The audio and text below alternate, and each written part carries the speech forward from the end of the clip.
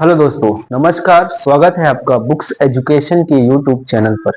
दोस्तों आज हम लोग देखिए इलाहाबाद हाईकोर्ट ग्रुप सी का स्टेनोग्राफर की परीक्षा दोस्तों हुई थी 2019 में। इस प्रीवियस ईयर पेपर का दोस्तों संपूर्ण सॉल्यूशन के साथ हम लोग हल करेंगे। ठीक है, देखिए स्टार्टिंग पार्ट हमारा मैथ्स है। मैथ्स के क्वेश्चन आप देख सकते हैं, काफी शानदार क्वेश्चन है। ठीक है, इजी नहीं कहेंगे दोस्तों, ना मॉडरेट कहेंगे, क्वेश्चन का लेवल जो है थोड़ा सा हार्ड कहेंगे। ठीक है, स्टेनोग्राफर वालों के लिए ये पेपर बढ़िया था। मैथ का पैटर्न तो लाजवाब है। ठीक है, चलिए शुरुआत करेंगे दोस्तों। क्वेश्चन नंबर 26 से देखते हैं कौन सा पार्ट है। 25 क्वेश्चन तक तो मैथ्स है, उसके आगे हमारा देखते हैं। ठीक है, लगभग दोस्तों सारे पेपर मैंने करा दिए हैं प्रीवियस एग्जाम के। एक दो पेपर और बचा है, उसको भी करा देंगे। ठीक है, 20 हो गया। चलिए क्वेश्चन नंबर 26 पे आएंगे। हिंदी का सेक्शन स्टार्ट है दोस्तों, इसके बाद जीके का होगा। क्वेश्चन आप लोग ध्यान से देखिए, जीके हिंदी इंग्लिश में पूरा पूरा कराता हूं। टॉपिक समझिए, कॉन्सेप्ट समझिए, सोल्यूशन एक एक सोल्यूशन दोस्तों पूरा पूरा पढ़ते हैं। शायद क्वेश्चन यहीं से जो है रिपीट हो जाए, इसलिए पूरा पूरा ध्यान पूर्वक पढ़िए। ठीक है, देखिए यहाँ पे उष्म व्यंजन कौन से हैं बताना है। उष्म व्यंजन, चलिए यहाँ पे व्यंजन के जितने प्रकार होंगे, संयुक्त व्यंजन, उष्म व्यंजन, देखिए निम्नलिखित विकल्पों में उष्म व्यंजन कौन सा है? कौन सा है बताओ? शा, शा, सा, दा, सा, हा और ये सब दिया है ऑप्शन।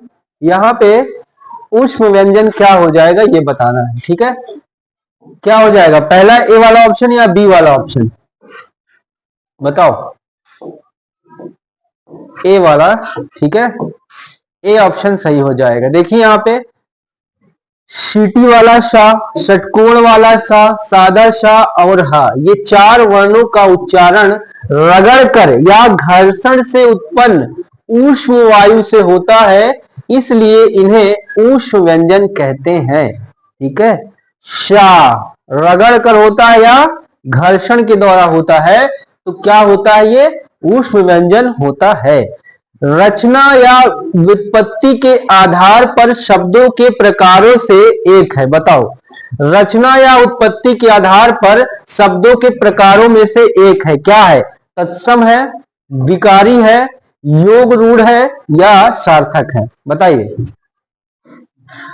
इसका ऑप्शन देखिए दोस्तों, सही हो जाएगा आपका रूढ़ शब्द जो है। देखिए एक बार समझेंगे दोस्तों एक्सप्लेनेशन, यहाँ पे डाउटफुल क्वेश्चन है।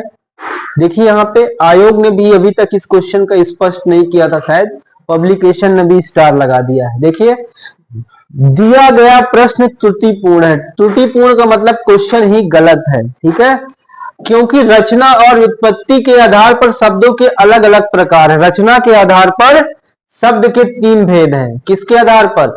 रचना के आधार पर शब्द के तीन भेद है। तीनों भेद देखो, रूढ़ शब्द, यौगिक शब्द और योग रूढ़ शब्द। ये किसके आधार पे है बताओ? रचना के आधार पर शब्द के तीन भेद हैं, रूढ़ शब्द, यौगिक शब्द और योग रूढ़ शब्द।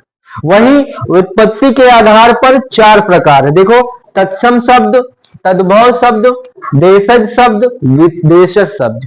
तो ये रचना अलग इशू है। ठीक है, अलग प्रकार है, उत्पत्ति अलग प्रकार है, इसके भी अलग प्रकार है और इसके भी अलग प्रकार है, लेकिन यहाँ पे मिक्स कर दिया, इसलिए क्वेश्चन ये सही नहीं है। ठीक है, देखो यहाँ पे तत्सम तो इसमें आ जाएगा, योग रूढ़ इसमें आ जाएगा।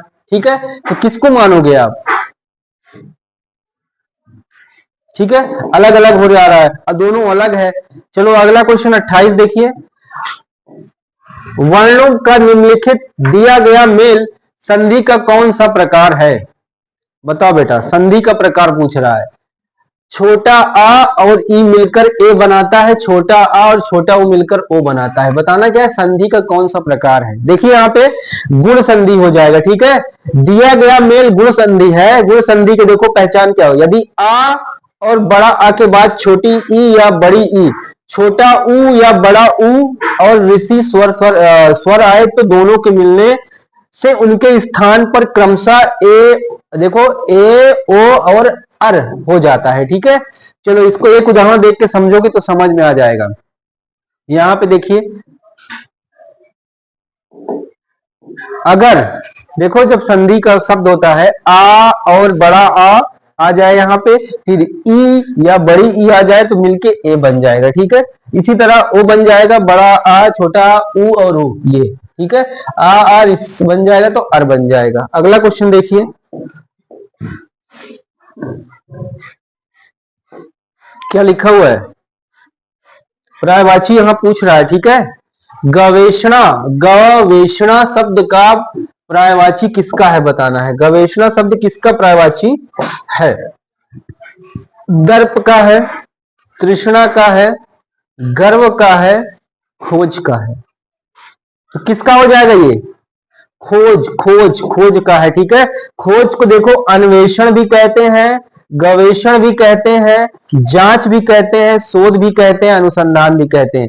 ये पर्यायवाची तीनों बहुत इंपॉर्टेंट है, इसको लिख लीजिए, स्क्रीनशॉट ले लीजिए, ठीक है। पर्यायवाची है अहंकार, गर्व का अहंकार, अहम, दर्प, दंभ, अभिमान, घमंड। तो अहंकार घमंड को क्या क्या शब्दों से हम बोल सकते हैं, देख लो यहाँ पे इतने सारे शब्दों से नवाजा जा सकता है।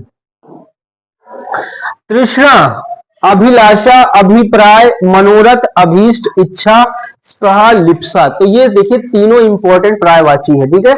चलिए अगले क्वेश्चन पे हम आएंगे 30 नंबर पे।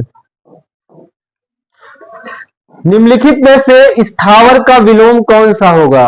स्थावर का विलोम, चलो एक बार सारे विलोम शब्द क्लियर कर लेते हैं। स्थावर का जंगम होगा, क्या होगा, जंगम होगा। देखो स्थावर का जंगम, मूक का वचाल जो बहुत बोलता है, मूक का मतलब जो बोलता ही ना हो, क्या रहता हो, शांत रहता हो, मौन धारण करके रहता हो, मौन रहता हो, मूक बोलते हैं।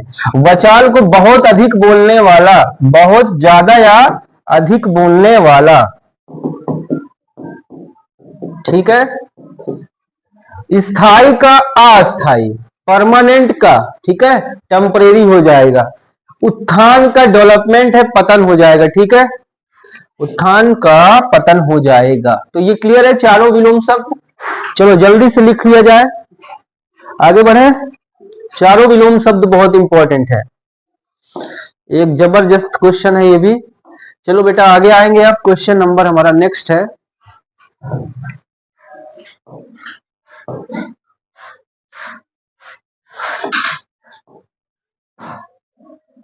क्या हुआ इसको, चलिए एक लाजवाब क्वेश्चन है।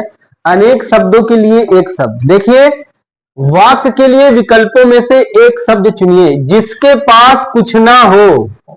बढ़िया क्वेश्चन, जिसके पास कुछ ना हो उसको क्या बोला जाता है, अकिंचन बोला जाता है। क्या बोला जाता है, अकिंचन बोला जाता है। जिसे क्षमा ना किया जा सके, अक्षम्य, अक्षम्य। कोई गलत काम कर दे, अगर क्षमा करने योग्य नहीं है तो उसको अक्षम्य बोलेंगे।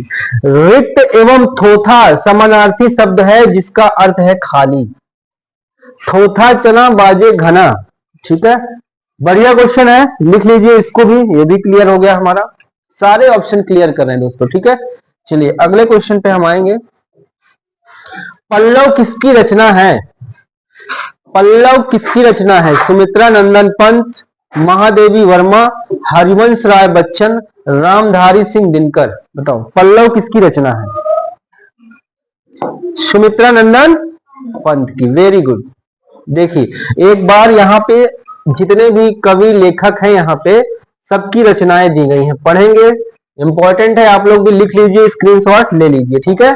देखो भैया पल्लव सुमित्रा नंदन पंत का हो जाएगा, ठीक है, यहाँ पहला ऑप्शन सही है, ठीक है। अब देखिए सुमित्रा नंदन पंत का और भी युगांत, युगवाणी, ग्राम्या, ग्रंथि, चितंबरा, अतिमा, लोकयातन आदि इनकी कृतियां हैं। तो ये भी और भी चीजें हो गई क्लियर। अगर और भी क्वेश्चन पूछता है, अगर इनकी कृतियां पूछ लेता है तो आप तैयार कर ले।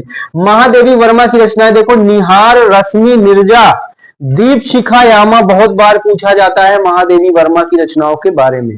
सुमित्रा नंदन हो, महादेवी वर्मा हो, हरिवंश राय बच्चन जी, मधुशाला, मधुबाला, मधु कलश, एकांत संगीत, मिलन यामिनी, निशा निमंत्रण, ये भी इंपॉर्टेंट है। रामधारी सिंह दिनकर की रचनाएं है, उर्वशी, कुरुक्षेत्र, रेणुका, रश्मि रथी, द्वंद्व गीत, ये भी दोस्तों चारों लोग बहुत इंपॉर्टेंट है, ठीक है। इनके भी क्वेश्चन आते हैं, इनके भी क्वेश्चन आते हैं, और इनके भी क्वेश्चन आते हैं, इनके तो देख ही रहे हैं सामने। सारा दोस्तों इंपॉर्टेंट है, एक बार स्क्रीनशॉट लीजिए, मैं हटा दे रहा हूं जितना भी लिखा है। चलिए स्क्रीनशॉट ले लीजिए, एक बार पढ़ लीजिएगा। चारों राइटर, कवि, पोएट बहुत इंपॉर्टेंट है, यहां से क्वेश्चन एक दो क्वेश्चन आ सकता है, ठीक है। चलो आगे बढ़ेंगे नेक्स्ट क्वेश्चन पे। लाइफ टाइम की तैयारी हो जाएगी। अगला प्रश्न है, भवानी प्रसाद मिश्रा की रचना कौन सी है? भवानी प्रसाद मिश्रा कौन है? इनकी रचना बताना है कौन सी है। देखिए भैया, भवानी प्रसाद मिश्रा की रचना कौन सी है? पथिक है, मेरा घर है, युगवाणी है, शतपुड़ा के जंगल है। कहां के जंगल? शतपुड़ा के जंगल। आपका डी ऑप्शन सही हो जाएगा, भवानी प्रसाद मिश्रा की रचना है। पथिक किसकी रचना है? राम नरेश त्रिपाठी। युगवाणी किसकी रचना है? सुमित्रा नंदन पंत। तो यहां पे ये सब सही हो जाएगा, ठीक है। बहुत इंपॉर्टेंट क्वेश्चन है, कवि और उनकी रचनाएं। अगले प्रश्न पे हम आएंगे। काफी समय मिल जाता होगा, पढ़ते हैं तो लिखने का भी लिख सकते हैं आप, ठीक है।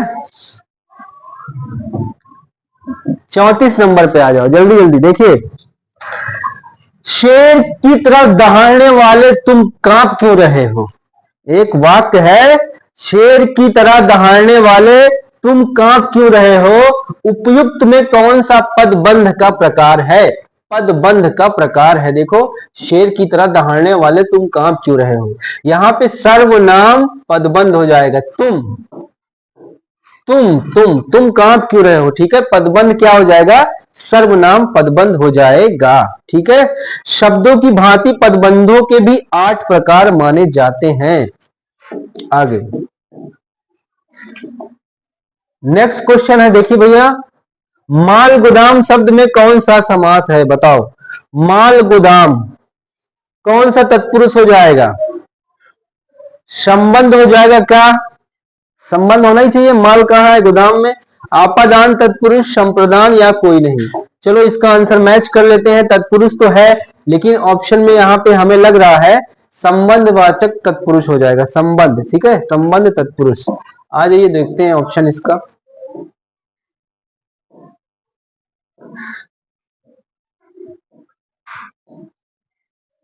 ये देखिए, संप्रदान हो जाएगा बेटा, ठीक है। देखो यहां पे पढ़िए इसको, माल गोदाम में संप्रदान तत्पुरुष होगा। इसका समास माल, देखो विग्रह, माल के लिए गोदाम है। किसके लिए? माल के लिए गोदाम है। संप्रदान कारक है, तत्पुरुष समास है, पदों के मन से विभक्तियों का लोप रहता है। चलो एक देखो अलंकार है, देखो बेटा, निम्नलिखित पंक्तियों में कौन सा अलंकार? फूले काश सकल मही छाई, जन वर्षा ऋतु प्रकट बुढ़ाई। ये पंक्ति है, बताना है इसमें कौन सा अलंकार होगा। अतिशोक्ति होगा, अनुप्रास होगा, उत्प्रेक्षा होगा, उपमा होगा। ऑप्शन आपके सामने है भैया, आंसर यहाँ पे सी हो जाएगा, उत्प्रेक्षा अलंकार हो जाएगा, ठीक है। उत्प्रेक्षा अलंकार क्या होता है? चलिए इसकी परिभाषा देखते हैं। देखिए, जहां उपमेय में उपमान की संभावना अथवा कल्पना की जाए वहां उत्प्रेक्षा अलंकार होता है। इसके बोधक शब्द है मानो, मनो, मनु, मनहु, जानो, जनु, जनहु, ज्यों, ठीक है। अगर ऐसे शब्द आते हैं तो समझिए कौन सा अलंकार हो जाएगा? ये उत्प्रेक्षा अलंकार। क्योंकि काश के फूल उपमेय में वर्षा ऋतु के बुढ़ापे उपमान की संभावित कल्पना की गई है। साथ ही उत्प्रेक्षा अलंकार के बोधक शब्द जनु का भी प्रयोग किया गया है। जनु, ये शब्द आप रट लीजिए, मनु, जनु, मनहु, जनहु, ठीक है। अगला है 37 नंबर का प्रश्न, देखिए फिर से एक पंक्ति, यहां पे छंद बताना है, छंद, ठीक है। काफी अच्छा ग्रामर पूछता है दोस्तों, ये स्टेनोग्राफर का पेपर था 2019 का। काफी अच्छे क्वेश्चन अभी तक देखने को मिल रहे हैं। देखिए 37 है, निम्नलिखित पंक्तियों में कौन सा छंद है? कहे जो पावे कौन विद्या धन उद्यम बिना, ठीक है। जो पंखे की पवन बिना डुलाए ना मिले, ठीक है। बिना पंख खिलाए उड़ लोगे क्या, कुछ कर लोगे, नहीं पहुंचोगे ना कहीं। वैसे ही विद्या जो है, तुलना की जा रही है कि विद्या उसी को मिलता है जिसे पंख, ठीक है।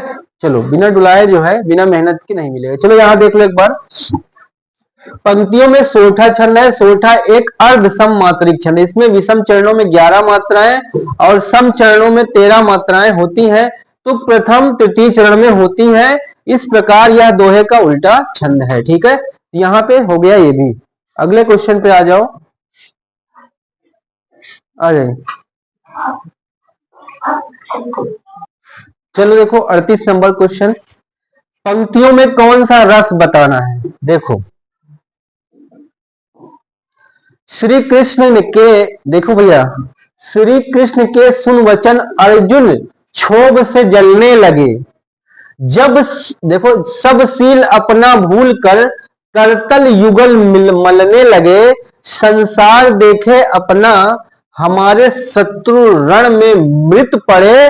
करते हुए यह घोषणा वह हो गए उठकर खड़े। समझ में आया? मोटिवेशन जिसको कहते हैं।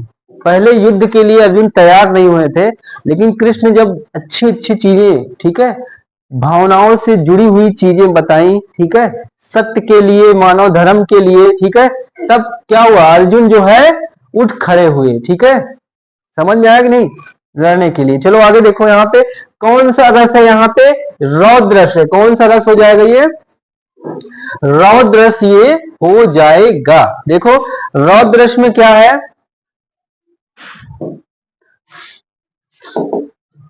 देखिए रौद्र रस शत्रु अथवा अविनीत व्यक्ति की चेष्टाओं, गुरुजनों की निंदा, अपमान आदि से उत्पन्न क्रोध नामक स्थायी भाव, देखो विभावादि से संयुक्त होकर रौद्र रस में परिणत होते हैं। तो उपयुक्त पंक्तियों में रौद्र रस है, ठीक है। क्रोध स्थायी भाव है। अर्जुन आश्रय एवं श्री कृष्ण के वचन अनुभाव है, ठीक है, क्रोधित हो गए, ठीक है। चलो अगला क्वेश्चन, मुहावरे का अर्थ बता दो। गगरी दाना सूद उताना, बताओ, लिख लो, मुहावरा है ये, इसका गगरी दाना सूद उताना। लोग मुहावरा बोलते हैं, क्या होगा? छल कपट से एक बार काम बनता है पर सदा नहीं। ओछा आदमी थोड़ा धन पाकर इतराने लगता है। मुझे लगता है यही, आपसी फूट से सर्वनाश हो सकता है, सही बात है। बड़ी बुराई करना, छोटे से बचना। तो गगरी दाना सूत उताना। चलो देखते हैं बी वाला, जो कि सही लग रहा है मेरे हिसाब से। चलो बी वाला, बिल्कुल बी वाला सही है, ठीक है। गगरी दाना सूत उताना मुहावरे का अर्थ हो जाएगा, ओछा आदमी थोड़ा धन पाकर इतराने लगता है। समझ में आया? चलो बेटा 40 नंबर पे आ जाओ। निम्नलिखित में से अजर का पर्यायवाची शब्द कौन सा है? अजर, अजर का पर्यायवाची शब्द कौन सा है? दैत्य है, दानव है, किन्नर है, सुर है। यहां पे देखिए 40 का आंसर आपका हो जाएगा सुर, ठीक है। अजर का सुर हो जाएगा। देखो सुर, देव, अमर, अजर, अमर्थ, ठीक है, तो ये हो जाएगा अजर का पर्यायवाची, ठीक है। दानव देखो राक्षस जिसको कहते हो, राक्षस, दैत्य, सिटी।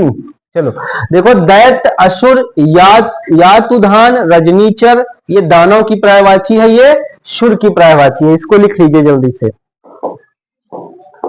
दोस्तों हिंदी की क्वेश्चन काफी शानदार लग रहे हैं। अगला जो हमारा सेक्शन होगा जीके होगा, ठीक है। बने रहिएगा शुरू से लास्ट तक।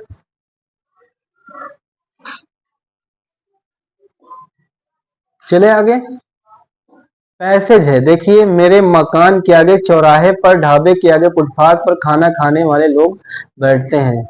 चलो इसको छोड़ते हैं पैसेज में, ठीक है, काफी लेंदी पैसेज है। आगे आ जाओ,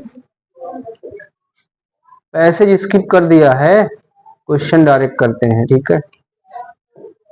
चलो क्वेश्चन नंबर 43 पे एक मुहावरा है, अधजल गगरी छलकत जाए। जैसे वो वाला मुहावरा था, इससे पहले है, सेम कंडीशन यहां भी है। क्या होगा?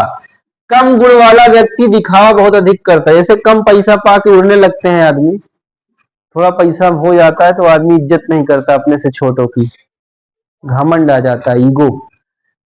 कम गुण वाला व्यक्ति दिखावा बहुत अधिक करता है। समझ में आया? और जिसके पास सर्वगुण संपन्न होता है वो छलता नहीं है, दिखावा नहीं करता, उसके अंदर एक शालीनता गंभीरता होती है। ठीक है, चलिए हो गया ये।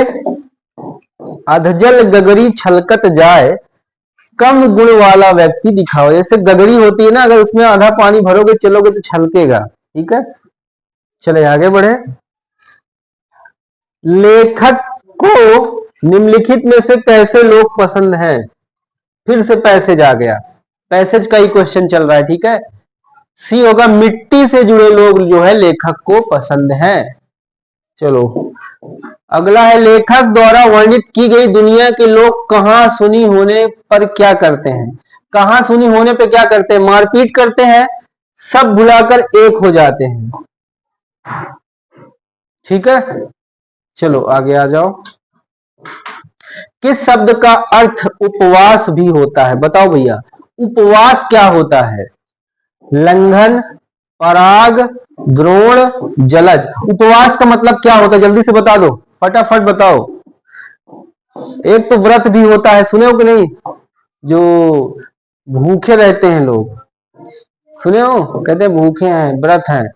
तो उपवास का मतलब यहाँ लंघन हो जाएगा। ठीक है, जलज का पर्यायवाची कमल हो जाएगा, उपवास लंघन। ठीक है, गा का खा गा घा। रचना का एक पर्यायवाची नहीं है, बताओ। रचना शब्द का पर्याय नहीं है। क्या नहीं है? अरुण नहीं है। क्या नहीं है? अरुण नहीं है। दिए गए विकल्पों में से अरुण शब्द रचना का पर्याय नहीं है। अरुण जो है सिंदूर तथा सूर्य का पर्याय है। ठीक है, अरुण सिंदूर तथा सूर्य का पर्याय है। तो यहाँ पे रचना पूछा है। ठीक है, रचना का पर्याय नहीं है। गुणहीन में कौन सा समास पाया जाता है? बताओ भैया। गुणहीन में, गुण से हीन, कोई क्वालिटी ना होना, गुणहीन में कौन सा समास हो जाएगा? आपादान तत्पुरुष, अधिकरण तत्पुरुष, करण तत्पुरुष, कर्म तत्पुरुष। कंफ्यूजन के लिए दोस्तों, ऐसे तो लोग कर्मधारय होगा, द्वंद्व होगा, दिगु होगा, व्ययभाव समास होगा, लोग पकड़ लेते हैं, बहुव्रीहि समास होगा। लेकिन तत्पुरुष के कई भेद है, लगभग 7 भेद है। ठीक है, तो इसमें कंफ्यूजन हो जाता है लोगों का, गलतियां होने के चांसेस ज्यादा रहते हैं। ठीक है, देखो यहाँ पे आपादान तत्पुरुष हो जाएगा। गुणहीन का उल्लेख करेंगे, पहले पूरा समास विग्रह करेंगे। गुण से हीन, तत्पुरुष समास वह समास है जिसके बाद अथवा उत्तर पद प्रधान होता है, दोनों पदों के बीच का कारक चिन्ह लुप्त हो जाता है। देखो, गुणहीन, गुण से हीन अलग हो रहा है। देखो इधर, कर्म तत्पुरुष में को, करण में से या के द्वारा, संप्रदान में के लिए किसी को देना। ठीक है, आपादान में अलग होने का अर्थ होता है, संबंध में का की के, और अधिकरण में मैं पर, में पर। ठीक है, में। आगे आ जाओ 49। देखिए, निम्नलिखित में से किसका विकास आखिरी में हुआ? लौकिक संस्कृत का विकास क्या हुआ है? सबसे पहले हुआ है कि सेकंड नंबर? पहले देखो, वैदिक संस्कृत, फिर लौकिक संस्कृत, फिर पाली, फिर प्राकृत, फिर अभ्रंश। ये लिख लीजिए भैया, इंपॉर्टेंट क्वेश्चन है। सबसे आखिरी में अभ्रंश का विकास हुआ है। एक बार स्क्रीनशॉट ले लीजिए, क्वेश्चन यहां से बनते हैं, बड़े बड़े एग्जाम्स में क्वेश्चन बनते हैं। ठीक है, हिंदी का विकास की बात किया जाए तो देख लीजिए, सबसे पहले वैदिक संस्कृति बोली जाती थी, फिर लौकिक, फिर पाली गौतम बुद्ध के पीरियड में, फिर प्राकृत, फिर अभ्रंश। ठीक है, यहाँ पे आखिरी में किसका विकास हुआ है? तो अभ्रंश का विकास हुआ है। चले आगे 50। निम्नलिखित में से किस शब्द की वर्तनी अशुद्ध है? बताओ, किसकी वर्तनी अशुद्ध है? बताओ कौन सा गलत लिखा है? विषय, अंतर्गत, भंडार, संवाद और आंख। यहां पे देखिए, विषय अंतर्गत, तो ए वाला ये गलत लिखा है दोस्तों। ठीक है, ये अशुद्ध है, इसका देखिए शुद्ध की जगह बड़ा आ, यहाँ पे बड़ा आ की मात्रा है। विषय अंतर्गत में छोटा आ आता है तो यहाँ पे बड़ा की मात्रा लग जाएगा, ठीक है, संधि के हिसाब से। ठीक है, यहाँ पे ये वाला ए वाला आपका गलत है, विषय अंतर्गत अशुद्ध है, बाकी सब सही है, भंडार आंख संवाद सही है। ठीक है, चलो अब हम आएंगे जीके जीएस के पार्ट में, समय लगा है। ठीक है,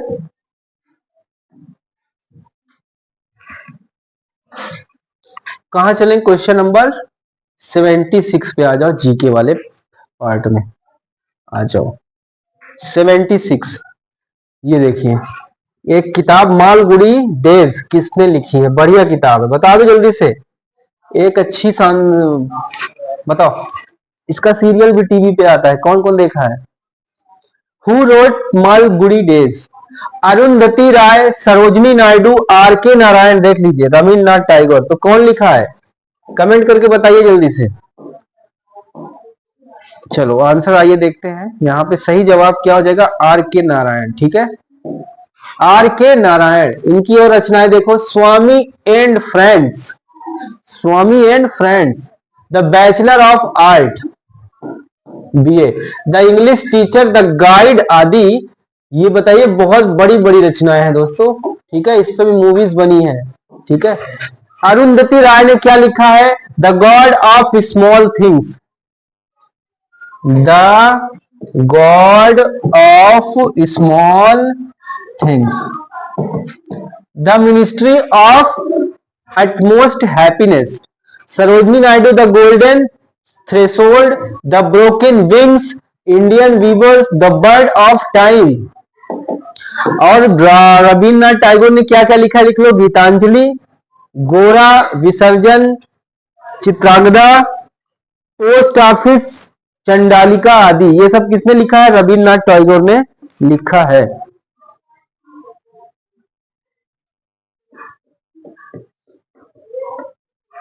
चले आगे, स्क्रीनशॉट ले लिया है, आगे आ जाइए, क्वेश्चन नंबर 77, लाजवाब क्वेश्चन है, बढ़िया है, वायुमंडल से रिलेटेड है। ठीक है, एटमोस्फियर से रिलेटेड। देखिए, which of the following gases in our atmosphere absorb the harmful UV rays of the sun? जो अल्ट्रा वायलेट किरणें होती है सूर्य की, उसको अवशोषित करती है, कौन सी परत है, बताओ बेटा,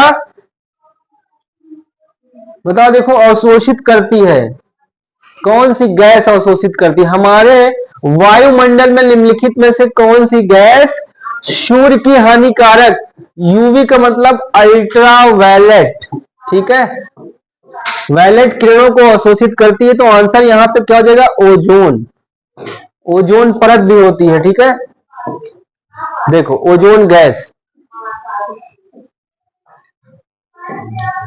पढ़ते हैं इसको एक बार, ये टॉपिक बहुत इंपॉर्टेंट दोस्तों, यहां से क्वेश्चन बहुत बार पूछा जाता है, क्योंकि ग्लोबल वार्मिंग के कारण पृथ्वी पे संकट मंडरा रहा है।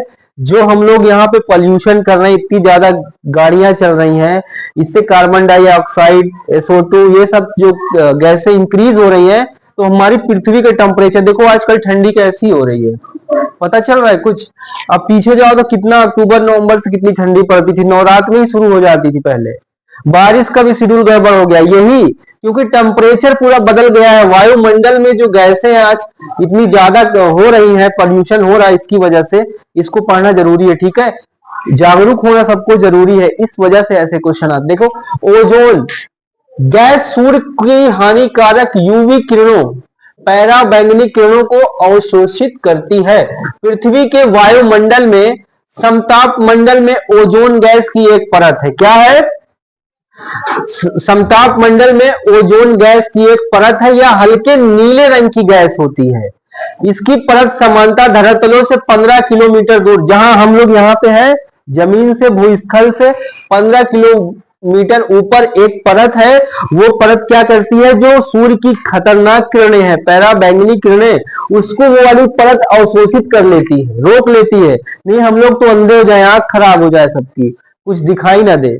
ठीक है, देखो यहाँ पे ओजोन ऑक्सीजन के 3 परमाणुओं से मिलकर बनी है। यह आणविक ऑक्सीजन O2 के साथ पैरा बैंगनी पराबैंगनी यूवी अल्ट्रावायलेट किरण के अंततः क्रियाओं के माध्यम से बनती है ओजोन परत में छिद्र की पुष्टि 1985 में निम्बस 7 उपग्रह ने की थी। ओजोन परत में छिद्र करने से CFC यानी क्लोरोफ्लोरो गैस, क्लोरोफ्लोरोकार्बन बोलते हैं, गैस प्रमुख भूमिका है। जो ओजोन परत में छेद हो रहा है इसके लिए जिम्मेदार कौन सी गैस है? Chlorofluorocarbon, CFC। ठीक है, 1985 में पुष्टि हुई है कि हमारे ओजोन परत में भी छेद हो गया है, किरणें आसानी से आर पार हो सकती हैं, पराबैंगनी किरणें। तो काफी इंपॉर्टेंट क्वेश्चन था ये। अगला, शरीर से देखो, आइरिस मानव शरीर के किस अंग से संबंधित है? तो आंख से संबंधित है। ठीक है, रेटिना हो गया, आइरिस हो गई।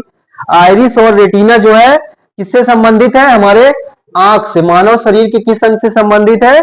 आंख से संबंधित है। ठीक है, लिख लो इसको। कार्निया से होकर देखा जाता है। ठीक है, चलो, आइरिस को पुतली कहते हैं, पुतली, आंख की पुतली देखे हो ना। चलो नेक्स्ट क्वेश्चन है यहाँ पे, इनमें से कौन सी अनुवांशिक सामग्री है जो माता पिता से संतानों में स्थानांतरित हो जाती है? देखते हो, जैसे आंख होती है, देखते नहीं हो आंख, किसी किसी को तो फेस भी मिलता रहता है। अनुवांशिक क्या होते हैं? माँ बाप की जो जीन्स होते हैं वही तो बच्चों में आते हैं। कभी कभी माँ के ज्यादा आ जाते हैं, पिता के भी आते हैं। ठीक है, चलो देखते हैं इसका ऑप्शन, देखते हैं। यहां क्वेश्चन समझ में आया? अनुवांशिक सामग्री है जो माता पिता से संतानों में स्थानांतरित हो जाती है। अच्छा क्वेश्चन है। चलो इसका ऑप्शन देखेंगे। देखिए, हार्मोन है, जीन, मैंने बताया था ना, जीन्स। ठीक है, गुणसूत्र जिसको कहते हैं। देखिए यहाँ पे जीन गुणसूत्रों में डीएनए के खंड होते हैं। डीएनए को अनुवांशिक पदार्थ तथा जीन को अनुवांशिक इकाई कहते हैं। अंततः जीन ही अनुवांशिक सामग्री को माता पिता से संतानों में स्थानांतरित करती है। ठीक है, जीन।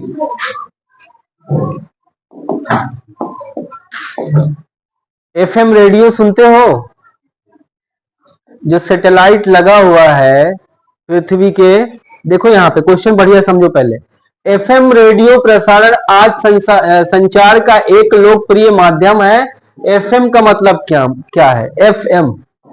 एफएम का फुल फॉर्म पूछ रहा है। एफएम सुनते हो कि नहीं? क्या होता है? 93.5 red FM, 92.7 big FM, radio Mantra, Vividh Bharati 100.3 megahertz पे। ठीक है, बहुत सारे रेडियो चैनल, जब से डिश टीवी आ गया तब से कोई रेडियो सुनता ही नहीं। फोन भी आ गया, नहीं पहले फोन में रेडियो बहुत सिर्फ मोबाइल में होता था, लोग सुनते थे। चलो, इसका फुल फॉर्म क्या हो जाएगा? Frequency modulation. क्या हो जाएगा? लिख लो, एफएम का फुल फॉर्म क्या हो जाएगा? Frequency modulation. नेक्स्ट क्वेश्चन है, दिल्ली राजधानी बनने से पहले इनमें से कौन सा शहर भारत की राजधानी था? बताओ, दिल्ली राजधानी होने से पहले कौन सा भारत का शहर राजधानी था? बताओ, भारत की राजधानी। एक बढ़िया क्वेश्चन, बताओ। 1911 में दिल्ली को राजधानी तो बनाया गया, उससे पहले भारत की राजधानी कहां थी? कहां थी भैया? यहां पे ऑप्शन सी हो जाएगा। एक बढ़िया क्वेश्चन है। ठीक है, चले आगे। कब बना, कैसे बना? एक राजा थे, इंग्लैंड से आए थे, लॉर्ड पंचम नाम था, क्या कहीं है? जॉर्ज पंचम। 1911 में दिल्ली दरबार में हुआ। दिल्ली की वास्तुकला और योजना से सर हर्बर्ट बेकर और एडविन लुटियंस द्वारा बनाई गई। 82 नंबर का क्वेश्चन है, निम्नलिखित पशु अभ्यारण्य में से कौन सी एशियोटिक लायंस का घर है? एशियोटिक लायंस, एशिया में जो लॉयन है, शेर है, उनका घर है। बताओ, काजीरंगा है, कॉर्बेट है, गिर है या भरतपुर है? आंसर क्या होगा? गिर अभ्यारण्य हो जाएगा। ठीक है, गिर अभ्यारण्य। देखो, गिर राष्ट्रीय पार्क गुजरात में है, एशियाई शेरों का निवास स्थान है। गिर नेशनल पार्क की स्थापना 1965 में हुई थी। इस क्वेश्चन से रिलेटेड कई पॉइंट्स हमें मिल गए हैं। ठीक है, कई फैक्ट्स। नेक्स्ट क्वेश्चन है, रेडियोधर्मी धातु। निम्नलिखित में से कौन सा एक रेडियोधर्मी धातु है?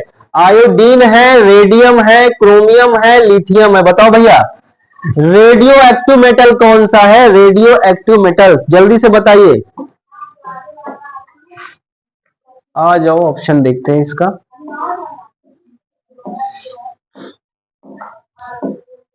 बी ऑप्शन, यानी क्या हो जाएगा? रेडियम हो जाएगा। क्या हो जाएगा? रेडियम।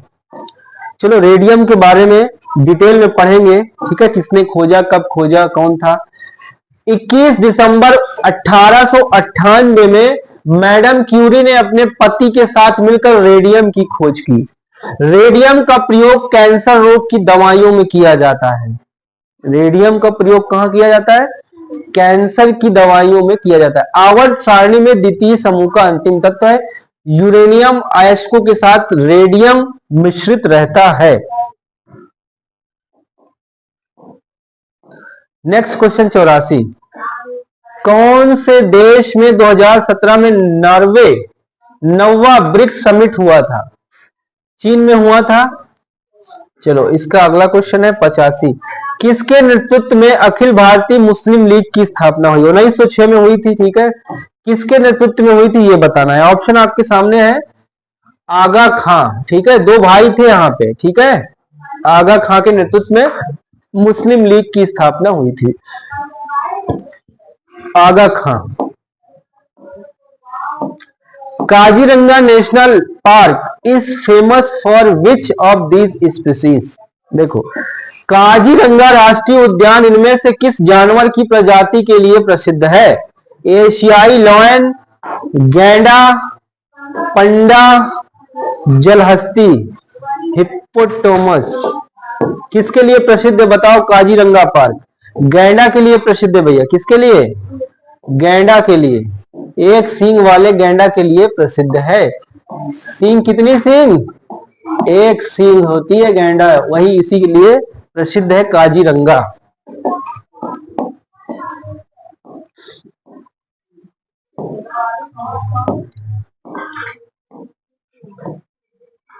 ये देखिए क्या लिखा है?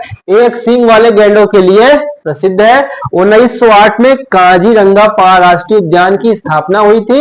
असम राज्य में है। गोलाघाट, कार्बी एंगलोंग तथा नागौन जिलों में हुई है। 1985 में यूनेस्को द्वारा इसे विश्व विरासत स्थल घोषित किया गया है, ठीक है। आगे चलेंगे। 4-5 पॉइंट यहां से हमें मिल गए हैं। कब स्थापना हुई, किस जिले में है, यूनेस्को ने कब इसे विश्व विरासत स्थल की लिस्ट में नाम डाला, सारी चीजें यहां से हो गई। अगला क्वेश्चन है टाटा ग्रुप इंडस्ट्रीज से रिलेटेड क्वेश्चन है, ठीक है। अभी भी पता है रतन टाटा जी का देहांत हो गया है, ठीक है। चलो देखो यहाँ पे भारत में टाटा ग्रुप ऑफ इंडस्ट्रीज के वर्तमान अध्यक्ष कौन है? इनके चचेरे भाई को दोस्तों इस समय बनाया गया है, ठीक है। नाम मुझे नहीं याद आ रहा, यहां देख लेते हैं। यहां पे नाम नहीं है उनका, ठीक है। पुराना क्वेश्चन है, पूछा गया था। Nobel prize is awarded by, बताओ नोबेल प्राइज, देखो नोबेल प्राइज डैश द्वारा दिया जाता है। किसके द्वारा? स्वीडन के द्वारा दिया जाता है। स्वीडन देश के द्वारा दिया जाता है, ठीक है। वैज्ञानिक का क्या नाम था? अल्फ्रेड नोबेल की याद में 1901 में शुरू किया गया। यह शांति साहित्य, भौतिक, रसायन, चिकित्सा विज्ञान के क्षेत्र में विश्व का सर्वोच्च पुरस्कार है, सबसे बड़ा पुरस्कार है ये, ठीक है। और 1969 में अर्थशास्त्र के क्षेत्र में भी नोबेल पुरस्कार प्रदान करना शुरू हो गया था। 1969 में 1901 में शुरुआत हुई थी। किसके देखिए दोस्तों, किसकी याद में? वैज्ञानिक अल्फ्रेड नोबेल की याद में। स्वीडन, ठीक है। अगला है 89, अंतरराष्ट्रीय एड्स दिवस कब मनाया जाता है? एड्स बीमारी बहुत घातक बीमारी है, ठीक है, बचता नहीं है कोई। 10 दिसंबर है क्या इसमें कहीं? 1 दिसंबर, ठीक है, गुड। 1 दिसंबर को विश्व एड्स दिवस मनाया जाता है। चलो आगे चलेंगे।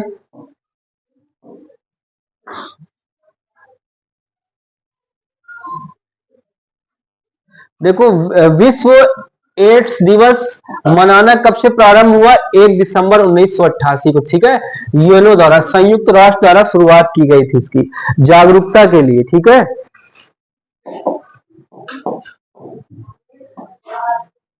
भारत में देखो पहला मरीज कब मिला था, देखो भैया 1986 मद्रास में पाया गया था। हजारों लोग जो है एड्स से जो है साल में मर जाते हैं, कैंसर से भी लोग बहुत मर रहे हैं, बहुत घातक बीमारी, कोई बचता नहीं है। चलो देखो यहाँ पे वर्ष 2014 में गठित भारत के 29वें राज्य का नाम क्या है? तेलंगाना। ठीक है, तेलंगाना 29वां राज्य कौन सा बना है? तेलंगाना।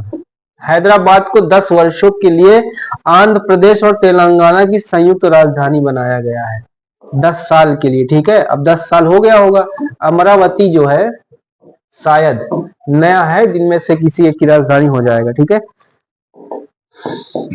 अमरावती हो जाएगा तेलंगाना का। चलो देखो 20 समर ओलंपिक 2020 कब हुआ? देखो कहां आयोजित हुआ? Tokyo, Delhi, Rio de Janeiro, Abu Dhabi. कहां हुआ था? टोक्यो। टोक्यो कहां है बताओ? जापान। क्या बात है बेटा।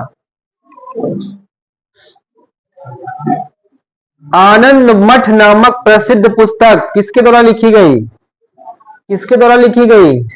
बंकिम चंद्र चट्टोपाध्याय। लिख लो आनंद मठ, जो वंदे मातरम गाते हो ना, इन्हीं ने लिखा है, इन्होंने। आनंद मठ, वंदे मातरम। ठीक है, बंकिम चंद्र चटर्जी। आगे बढ़े, जल्दी करो। देखो बेटा एक फैक्ट और यहां पे मिल रहा है।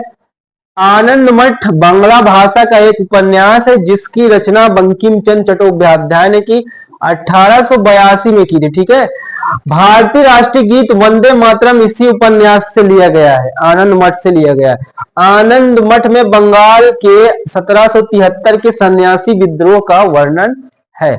ठीक है,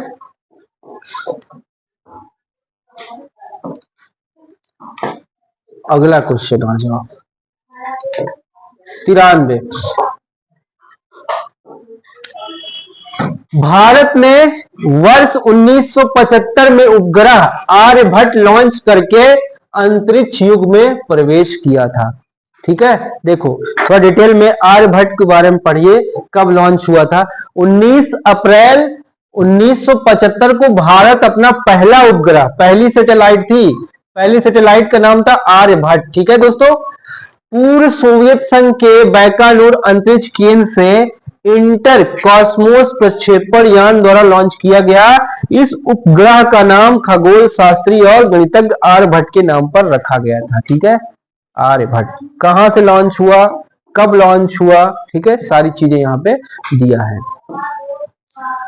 चीन की मुद्रा बताओ बेटा, चीन की मुद्रा कितनी बार पढ़ गए हो? क्या हो जाएगा? चीन की मुद्रा क्या है? युआन। क्या है?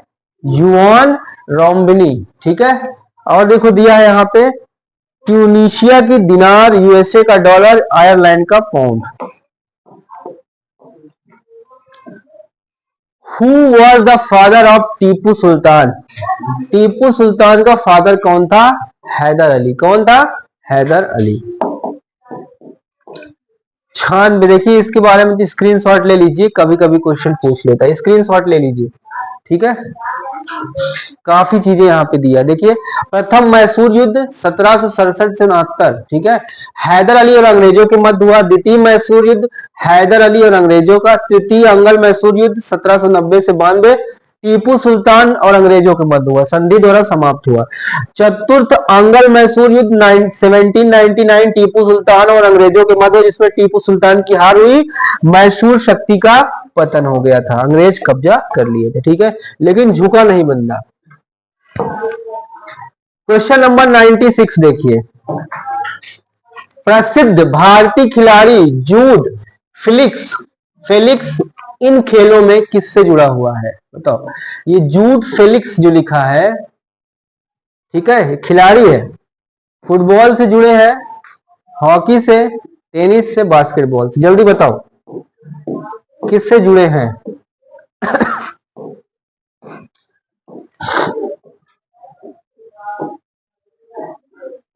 किससे जुड़े हैं बेटा? हॉकी से जुड़े हैं। ठीक है, हॉकी से, बी ऑप्शन। सैंटियागो की राजधानी क्या है? सैंटियागो की राजधानी, राजधानी भी पूछ रहा है, कहाँ की राजधानी? चिली की राजधानी सेंटियागो। अच्छा क्वेश्चन है, देखो एक बार यहाँ सारा क्वेश्चन एक बार समझ लो। पूछता है बार बार दोस्तों, ऐसे ऐसे देशों की राजधानी पूछता है, ठीक है, जो चर्चा में रहते हैं। देखो कॉन्गो, कॉन्गो ब्राज़ीली की, क्यूबा हवाना की, क्रोएशिया जाग्रेब की, चिली की राजधानी सेंटियागो। तो यहाँ पे हमें इनसे पूछा गया था। भारतीय रुपया का नया प्रतीक का मिश्रण बताना है, ऐसे है, ठीक है, देखते हो ना, जैसे डॉलर का ये है। चलो बताओ, भारतीय रुपया का नया प्रतीक सिंबल का मिश्रण किसका मिश्रण है? देखो देवनागरी आर और रोमन का आर, ठीक है, इन दोनों का मिश्रण है, ठीक है। चलो दिखाएं, ये देखो, अब देखो जरा, ये आधा इसको लिया है कि नहीं? आर देखो, ये लिया है और ये वाला आर भी हो गया, ठीक है, यहां से। अरे ये हमने पूरा आर बना दिया, ठीक है। चलो आगे बढ़ेंगे। मेरे याद है, प्लासी का युद्ध कब लड़ा गया था? 1757 में लड़ा गया था। यह युद्ध अंग्रेजों तथा नवाब सिराजुद्दौला के बीच हुआ था, ठीक है। अंग्रेजों की ओर से इस युद्ध का नेतृत्व रॉबर्ट क्लाइव ने किया था। क्वेश्चन बार बार पूछता है दोस्तों, फेमस युद्ध है, ठीक है। 100 नंबर का क्वेश्चन। आ जाओ, आखिरी क्वेश्चन है इस क्लास का, जीके का, ठीक है। इसके बाद इंग्लिश देखते हैं।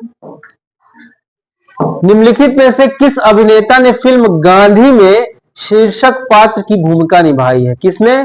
बेन किंग्सले ने, ठीक है, बेन किंग्सले ने गांधी की भूमिका निभाई है। तो 100 क्वेश्चन हो गया। चलो इंग्लिश वाले सेक्शन में अब हम आते हैं। 51, चलो भैया आ जाओ, 51 से इंग्लिश भी कर लेते हैं। एक्सप्लेनेशन पढ़ेंगे दोस्तों, हमारा ग्रामर का पूरा पार्ट क्लियर हो जाएगा, ठीक है। चलो देखो, देखिए ध्यान पूर्वक सभी लोग, कंजक्शन से रिलेटेड क्वेश्चन है यहाँ पे, ठीक है।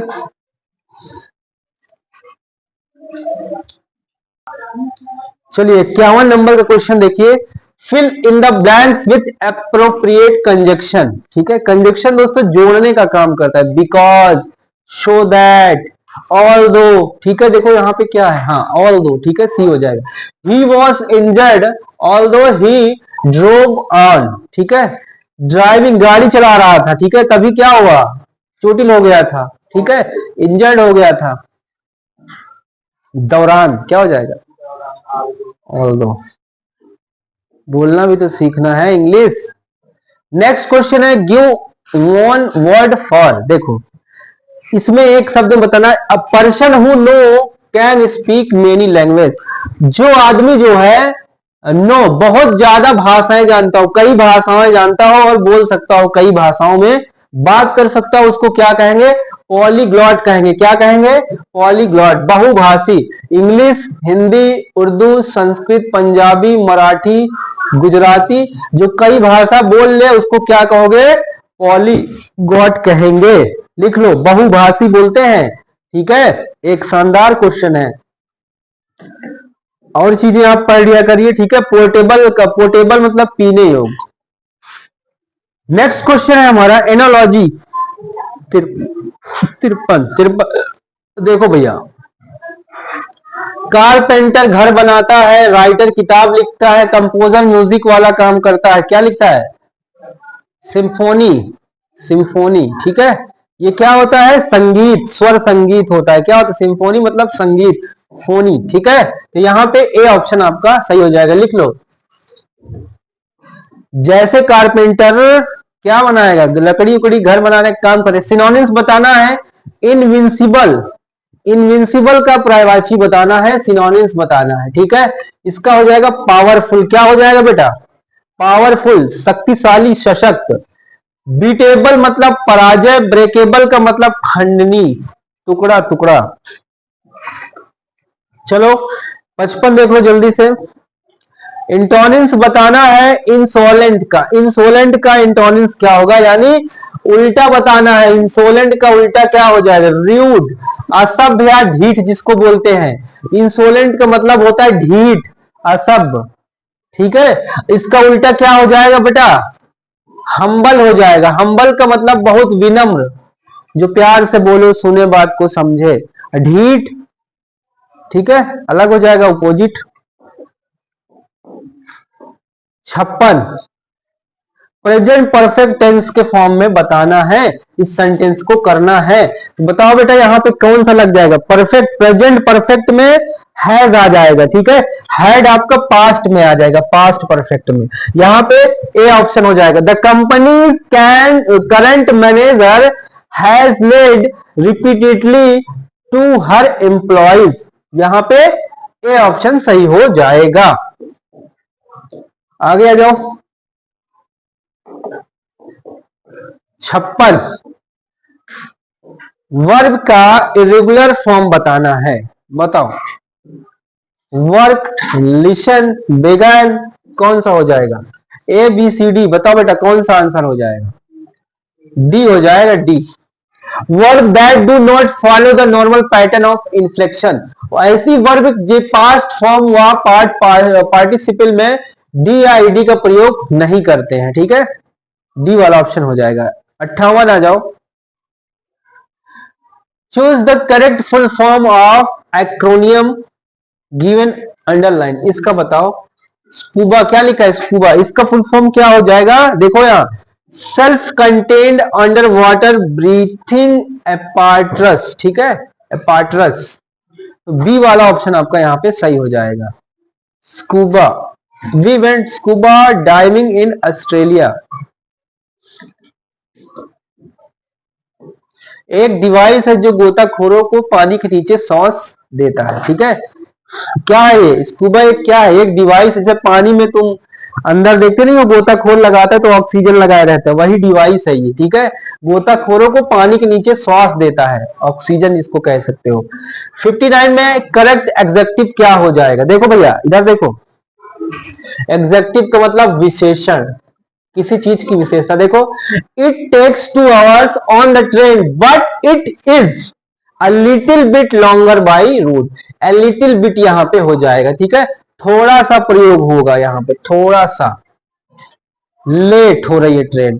चूज द करेक्ट स्पेलिंग, बताओ इसमें चारों में से कौन सी स्पेलिंग करेक्ट है, बी वाली, क्लोनल, ठीक है, इसका मतलब कर्नल होता है। Choose the correct simile, simile अलंकार है, ठीक है। The truth was like a bitter taste on his tongue. सच कड़वा होता है कि नहीं होता है, क्यों बेटा, सच बोल दो तो कड़वा हो लगता है सबको।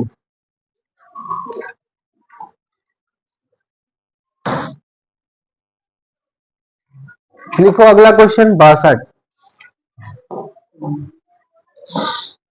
विराम चिन्ह बताना है कौन सा करेक्ट है, किस सेंटेंस में करेक्ट है। देखो यहाँ पे सेंटेंस बी वाला सही है, the past is a foreign country they do things differently there. तो बी वाला यहाँ पे, बी सॉरी बी, ये है, यहाँ पे कॉमा लगा है, देखो कंट्री के बाद कॉमा लगा है, they do things differently there. तो ये वाला देखो, इसमें नहीं लगा कॉमा, इसमें नहीं लगा, ठीक है। तो बी वाला आपका सही हो जाएगा, करेक्ट सेंटेंस हो जाएगा।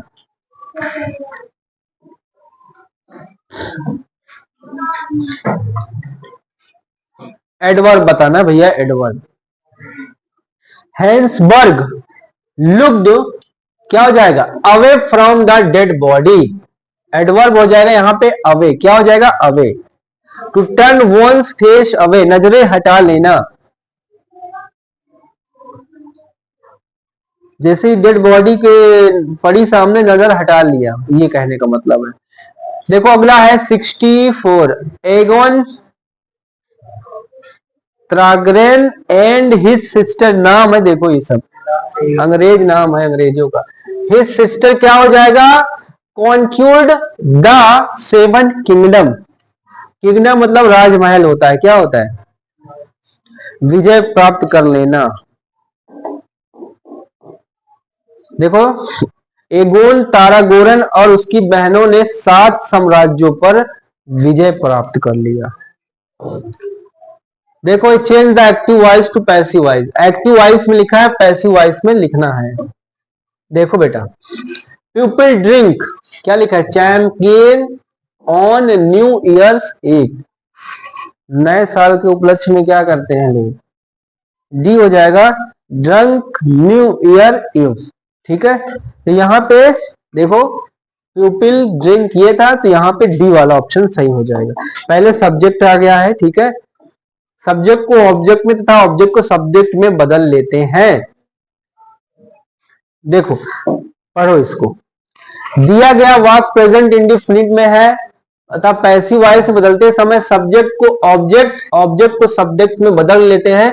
Helping verb is am are तथा मेन वर्ब थर्ड फॉर्म का प्रयोग करते हैं, अतः सही पैसिव वाक्य ये हो जाएगा। ठीक है, 66 पे आ जाओ। Choose the correct meaningful sentence form from the word given. देखो पार्टों में, हिस्सों में बटा है, कौन सा सही है यहाँ पे। Assignment late was she manage she to complete the event though, कौन सा हो जाएगा, even though she was late she manage to complete assignment, पहला ही सही होगा या पहला होगा या डी वाला होगा, बताओ बेटा। पहला सही हो जाएगा। ठीक है, भले ही वह लेट थी, वह कार्य को पूरा करने का प्रबंध कर ली थी। सोचो, काम पूरा करने का, लेट हो गई थी फिर भी काम पूरा करने का प्रबंध, इंतजाम, व्यवस्था कर ली थी। 67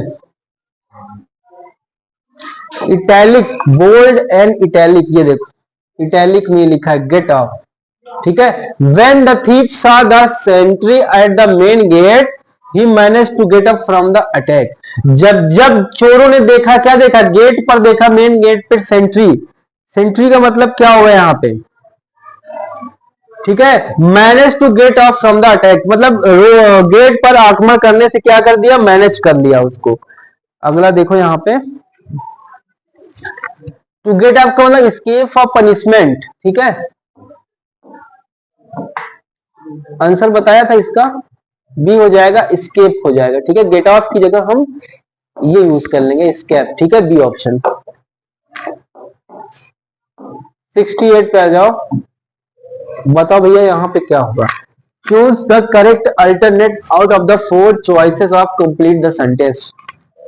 देखो करेक्ट अल्टरनेट, देखिए economic goods are those goods which are, क्या होगा यहाँ पे, which are limited in quantity. ठीक है, मात्रा में कम है, as compare to their demand, जितनी मांग है उससे कम है उत्पादन की। समझ में आया, गुड्स का मतलब माल, जो उत्पाद है वो कम है, मांग से कम है। ठीक है, चलो आगे बढ़ेंगे, 69 पे आ जाओ। Replace the phrase italic type, इसकी जगह क्या यूज हो जाएगा, देखो they were all shocked at his failure in the competition, सब लोग शॉक्ड रह गए जब वो कंपटीशन में फेलियर को देखकर। देखो यहाँ पे क्या हो जाएगा, नो करेक्शन, ये वो सेंटेंस एकदम सही है, they were all shocked at his failure in the competition. ठीक है, 70 मीनिंग बताना है। देखो भैया मीनिंग बोल्ड, देखो यहाँ पे ये वाला, call a spade and spade, he is a plain simple and sincere man, he will always call a spade and spade, spade a spade, इसका मतलब क्या हो जाएगा बताना, इसका अर्थ मीनिंग क्या हो जाएगा। चलो देखते हैं आगे।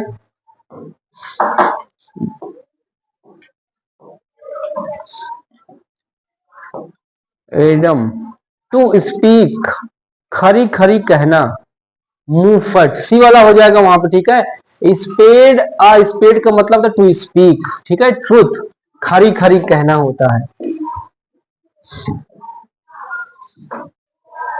चलो देखो यहाँ पे फिल इन द ब्लैंक्स है, इसको चलो स्किप कर देते हैं। एक्टिव पैसिव है, देखिए choose the one of the best, express the given sentence in passive active voice. Do you imitate others, इसका हो जाएगा are others imitated by you, तो यहाँ पे बी ऑप्शन आपका सही हो जाएगा पैसिव वॉइस में। रूल भी दिया है, ठीक है। चलो आगे आ जाओ, एक दो क्वेश्चन और है इंग्लिश का, उसके बाद ये फिनिश हो जाएगा। रीअरेंजमेंट है, स्किप करते हैं इसको। चलो इसको देख लो बेटा, जोड़ा बना हुआ है। The given question consist two words which have a certain relationship, संबंध है इनका, ठीक है। टू ईच अदर, एक दूसरे से, by four pairs related word, select the pair which has the same relation. देखो यहाँ पे लव का लेट्स है, फिल्म का फ्लम है, फिब का लाई है, कॉमन का घोस्टली है। क्या हो जाएगा? फिब का लाई, चाहना। होप का मतलब आशा, इंस्पायर एस्पायर हो जाएगा। तो इससे जो संबंध है वही फिब का लाई से हो जाएगा, ठीक है। झूठ बोलना, क्या करना? झूठ बोलना, दोनों का मतलब क्या हो जाएगा यहाँ पे? झूठ बोलना। लाई और फिब का मतलब झूठ बोलना। Last question of this class, proverb या इडियम, ठीक है, कहावतें जिसको कहते हैं। देखो नॉन ऑफ दिस, अगर आंसर नहीं है कोई यहाँ पे तो सही है, नॉन ऑफ दिस सेलेक्ट करना।